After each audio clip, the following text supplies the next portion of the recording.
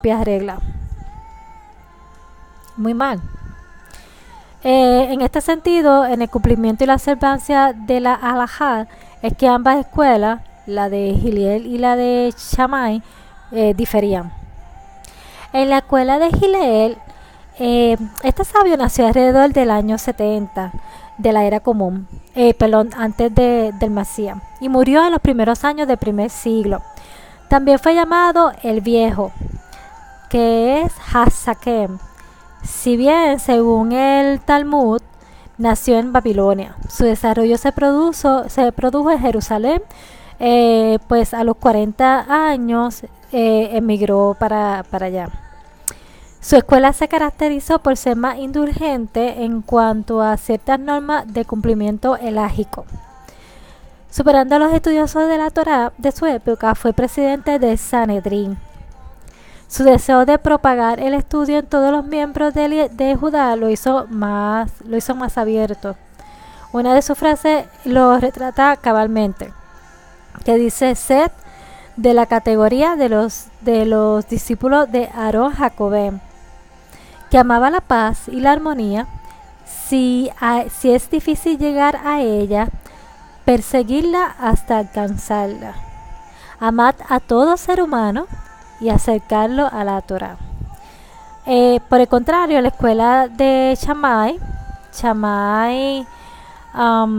era amigo de Hillel, pero no compartía la misma visión.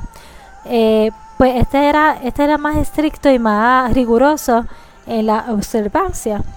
Fue nombrado Ad Bet Din, que es cabeza del tribunal de Sanedrín. Quien tiene tiempo de ponerse a estudiar las diferencias entre estos reconocidos como sabios para el judaísmo, verá que era bien severo y riguroso en todo ante la duda de cómo debía aplicarse una decisión halágica que prefería prohibir. ¿Por qué entender esta diferencia entre ambas escuelas? Porque Hillel murió antes de Shammai, y a la muerte de aquel fueron las ideas más estrictas las impuestas por el máximo tribunal. O sea que al morir Hillel, la escuela de Hillel era menos rigurosa. Al morir él, obviamente prevalece Shammai, y las cuales estas tenían relación con los distintos aspectos religiosos de la vida judía de aquella época. Por ejemplo, en cuanto a la decisión de cómo se consideraba correcta la conversión de un gentil. En el Talmud está escrito, en el Tratado de Shabbat 17, dice lo siguiente: el día en que el máximo tribunal aprobó una de las ordenanzas de Shammai contraria a las opiniones de Hillel, fue tan nefasto para Israel como el día en que el becerro fue hecho, que obviamente fue algo bien fuerte, comparado ellos con el becerro de oro que hicieron en el desierto. Esta aseveración del Talmud nos da una idea de los tiempos rigurosos de la vida religiosa de esa época, y cómo la posición sustentada por Shammai en el máximo tribunal se transformó en una super mega carga para los fariseos. ¿Esta cuestión tiene algún impacto en los apóstoles y en los primeros creyentes? Por supuesto. Pues nuestro apóstol Shaul se inclinó evidentemente por las posturas más rigurosas antes de que sus ojos fueron abiertos. En Galatas 1, 13 al 14, él dice: porque ya habéis oído acerca de mi conducta en otro tiempo en el judaísmo, que perseguía sobremanera a la iglesia de Elohim y la asolaba.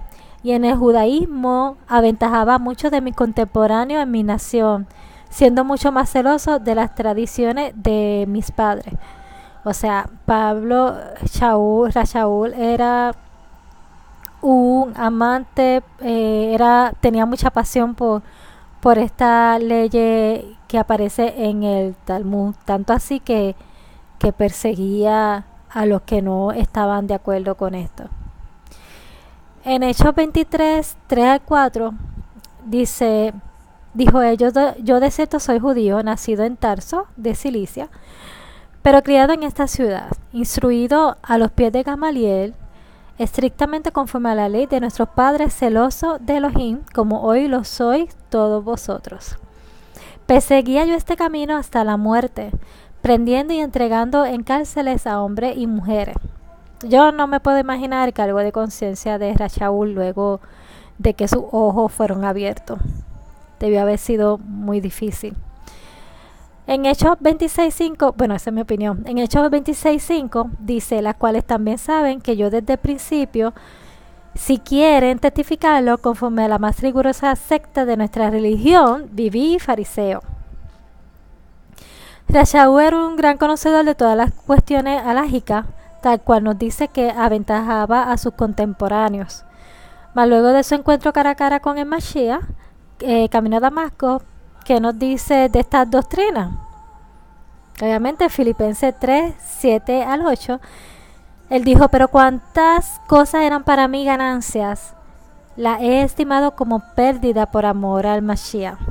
Y ciertamente aún estimo todas las cosas como pérdida por la excelencia del conocimiento de Yeshua HaMashiach, mi Adón, por amor del cual lo he perdido todo, y lo tengo todo por basura, para ganar a Cristo, al Mashiach.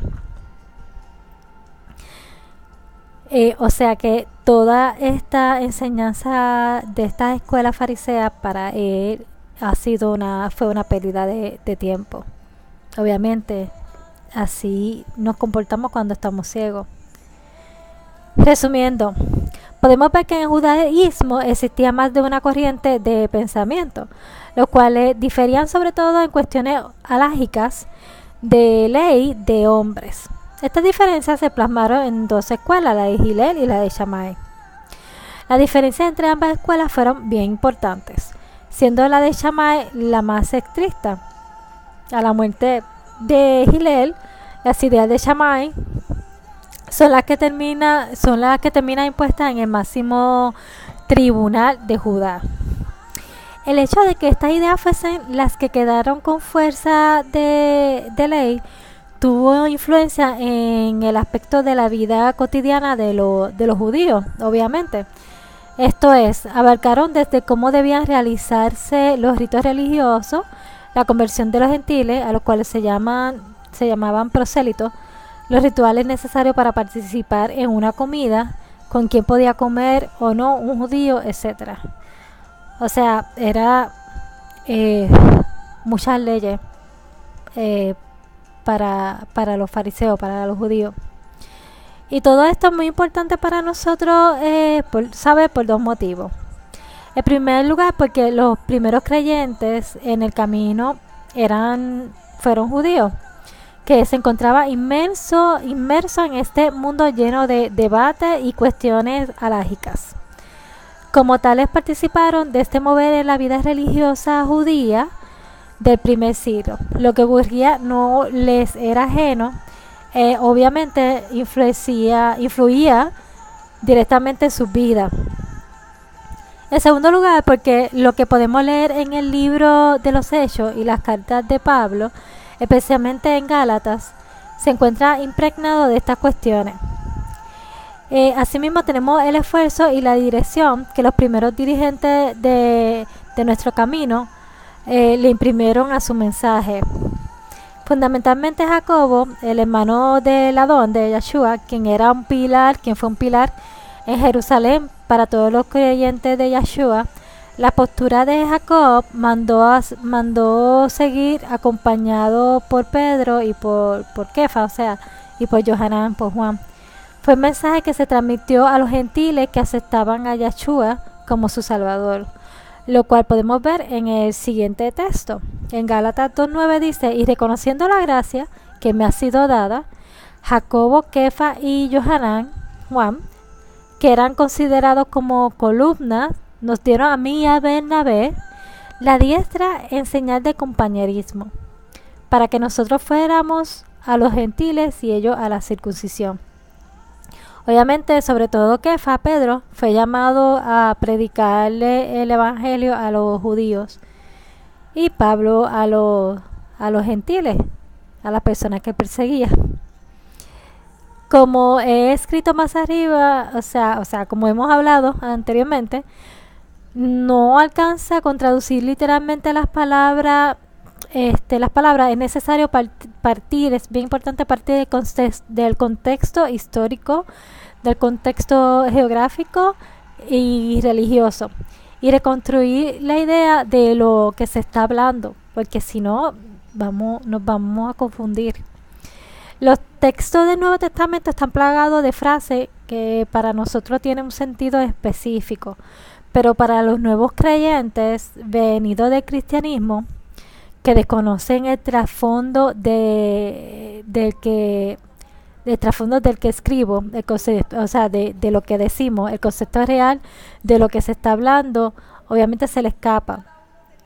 ¿Qué quiere decir? Que las personas que vienen de cristianismo a las raíces hebreas, es bien importante que se le enseñe a ellos la importancia de entender las raíces, de entender la cultura, de entender el origen, de entender qué era lo que estaba sucediendo en aquellos tiempos, para así poder entender a profundidad tanto el Brit Hadash, el Nuevo Testamento, y la Torá. Por ejemplo, frases como: oíste que fue dicho, pero yo os sigo, la tradición de los ancianos, impuro, comer con los gentiles, circuncisión, algunos de la circuncisión, etc. El nuevo creyente, que es el cristiano en general, cree que sabe lo que quiere decir todas esas cosas, pero en realidad la desconocen. Pero nunca se ha aprendido, ellos se han aprendido estas cosas que estamos explicando, como estas escuelas que estaban en aquellos tiempos, de dónde fue que vino Pablo, etcétera. Si se desconoce la diferencia existente entre la Torah escrita, que es la Torah Bit-Tab, y la Torah oral, Torah Bael P, ¿cómo puede llegar a entender la frase la tradición de los ancianos?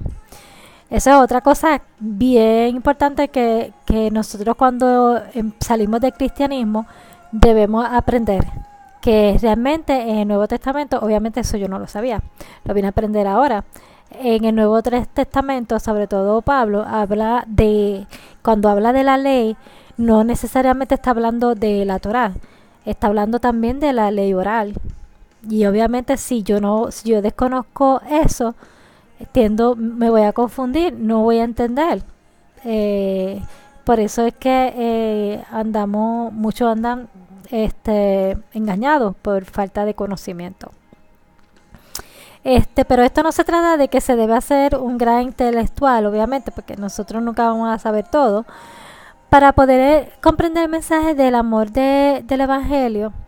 Pero si de lo que se trata es de poder entender el mensaje que los apóstoles nos están transmitiendo, en tiempos bíblicos la cuestión era entendida por todos. En nuestros tiempos, el 90% de las personas que leen los escritos de Pablo no conocen de lo que él está hablando. Sin embargo, se levantan teólogos, pastores y maestros pretendiendo elaborar doctrinas y pensamiento a partir de la ignorancia. Es por eso, como había dicho, es bien importante estudiar las raíces, es bien importante estudiar la cultura, es bien importante estudiar esos tiempos, que era lo que estaba sucediendo, de qué ley estaba hablando Pablo en Gálatas. Estaba hablando solamente de la ley que es la instrucción, o de la ley hablada, o la ley oral. Realmente está hablando de las dos si leemos el libro de la carta de Gálatas, que es la carta más pequeña, pero ha sido la más mal interpretada. Por eso, pero obviamente no estamos aquí para polemizar. Obviamente nosotros no nos caracterizamos, nuestro grupo no se caracteriza por no hacerlo, pero sí tenemos la obligación de hacer que la verdad salga a la luz. y no que la lámpara sea puesta debajo de la cama. En el siguiente estudio veremos cómo estas cuestiones